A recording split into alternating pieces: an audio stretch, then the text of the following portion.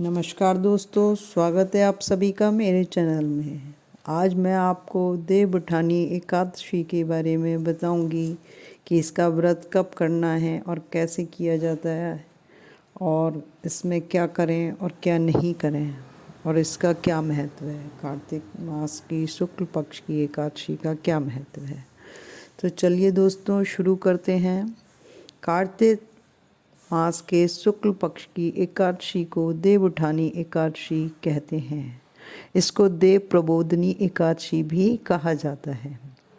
यह इस साल जो है नवंबर में 14 नवंबर 2021 दिन रविवार को पड़ रही है और इस दिन जो है व्रत रखा जाता है।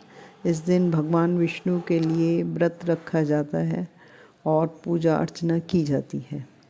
इस दिन भगवान विष्णु 4 मास के शयन के बाद जागते हैं तो सारे भक्तजन उनकी पूजा अर्चना करके व्रत रखते हैं और इस दिन के बाद से ही सारे शुभ कार्य जैसे कि विवाह, शादी, मुंडन आदि शुरू हो जाते हैं।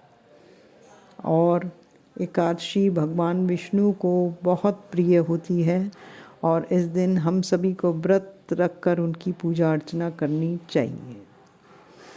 इस बार यह एकादशी 14 नवंबर को सुबह 5:48 से शुरू हो जाएगी, जो कि 15 नवंबर 6:39 पर समाप्त होगी। इस दिन तुलसी माता का विवाह भगवान शालिग्राम से किया जाता है और भगवान विष्णु को तुलसी बेहद प्रिय है और उनको ही माँ लक्ष्मी का रूप माना जाता है।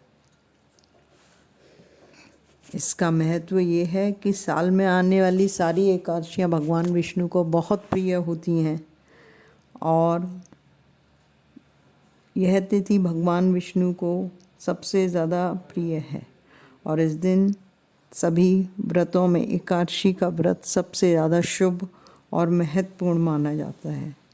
ऐसा कहा जाता है कि भगवान श्री कृष्ण ने महाभारत के समय में भी युधिष्ठिर को एकादशी के व्रत का महत्व बताया था और उसके बाद युधिष्ठिर ने इस एकादशी व्रत को किया था और उसके बाद ही उन्हें सभी सफलताएं और सारे उनके कार्य पूर्ण हुए।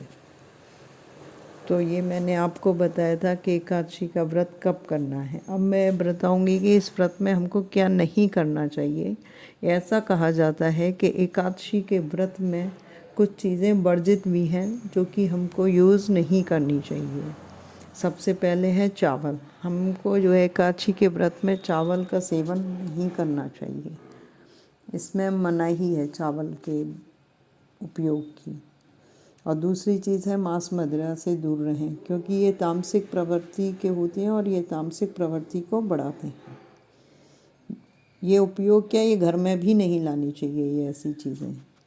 और तीसरा है कि क्रोध ना करें व्रत के दिन, एकादशी के व्रत के दिन, और ना ही किसी महिला का, किसी स्त्री का अपमान करें। तो ये थी कि एकादशी व्रत में हमको क्या नहीं करना चाहिए। अब हमको एकादशी व्रत में हम क्या करें।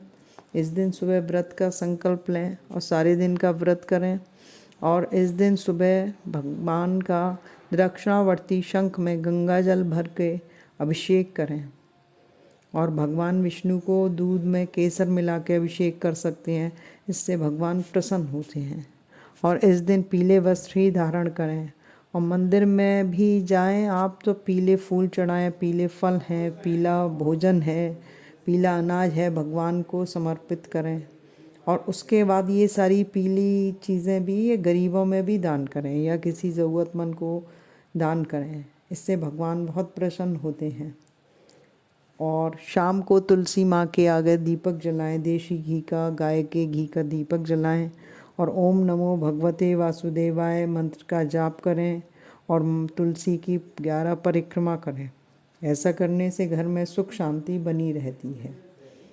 और फिर पीली मिठाई या पीली खीर का भी भोग लगाएं। और ऐसा कहा जाता है कि ये देवउठनी एकादशी ये 4 माह का भगवान का शयन काल होता है। ये जो है 4 माह पहले यानी कि देवशयनी एकादशी को भगवान सो जाते हैं चिर निद्रा में, जो कि 4 माह के लिए होता है। और अब जो है ये देव उठानी एकादशी के भगवान विष्णु जाग जाते हैं, तो इसलिए इसको देव उठानी एकादशी कहते हैं। और इसका बहुत महत्व है। इसमें जो है तुलसी विवाह भी करते हैं और काफ़ी बाजे गाजे के साथ तुलसी विवाह शालीग्राम भगवान से किया जाता है। और जो कोई भी ऐसा करता है उसके घर में सारी सुख शांति बनी रहती है और सभी मनोकामनाएं उसकी पूर्ण होती हैं। तो ये था दोस्तों एकादशी व्रत के बारे में मैंने आपको बताया। तो आपको ये कैसा लगा मुझे बताइए, और ऐसी और अच्छी वीडियोस देखने और सुनने के लिए आप मेरे चैनल को लाइक करें और प्लीज़ शेयर और सब्सक्राइब करें। Thank you.